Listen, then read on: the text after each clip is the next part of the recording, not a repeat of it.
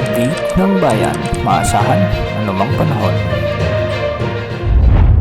Magandang araw po sa ating lahat. Narito na ang pinakahuling update sa magiging lagay ng ating panahon sa araw na ito hanggang sa mga susunod na araw. Sa kasalukuyan ay patuloy pa rin nating minomonitor ang bagyo sa labas ng ating area of responsibility. Ito ang Tropical Depression Nuri na huling namataan sa layong 1,400 kilometers silangan ng Eastern Visayas.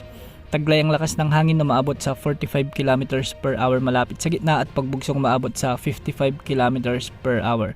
Kumikilos ito ngayon ng pasilangan hilagang silangan ng mabagal. Dahil nga sa trough ng bagyong ito, asahan ang maulap na kalangitan na may mga kalat-kalat na pagulan at pagkidlat pagkulog sa may Surigao del Sur at Davao Oriental. Mag-ingat po dahil posible ang banta ng mga biglaang pagbaha o pagguho ng lupa, lalo na kung may mga umiiral na katamtaman hanggang sa minsan ay malalakas na pag-ulan. Samantala, asahan naman ang maulap na kakalangitan na may mga mahihinang pag-ulan dulot ng amihan o northeast monsoon sa Cagayan Valley, Apayao, Kalinga, Mountain Province, Ifugao at Aurora.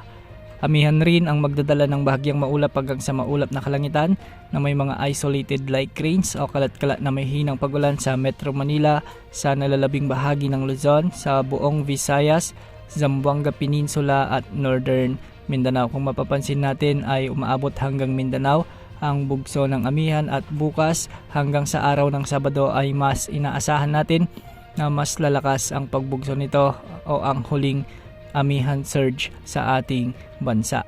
Sa nalalabing bahagi ng Mindanao, asahan naman ang bahagyang maulap hanggang sa maulap na kalangitan na may mga tsansa ng mga kalat-kalat na pagulan o pagkidlat pagkulog, dulot naman ng mga localized thunderstorms. Mag-ingat pa rin dahil posible ang banta ng mga biglaang pagbaha o pagguho ng lupa kung may mga mairal ng mga severe thunderstorms. Para sa lagay ng mga pag-alon sa ating mga karagatan, ang mga pag-alon sa Hilagang Luzon, sa silangang karagatan ng Central Luzon, Southern Luzon at Visayas ay posibleng umabot hanggang 4 meters. Sa silangang karagatan ng Mindanao, posibleng umabot hanggang 3.1 meters. At sa nalalabing karagatan ng bansa, posibleng umabot hanggang 2.5 meters.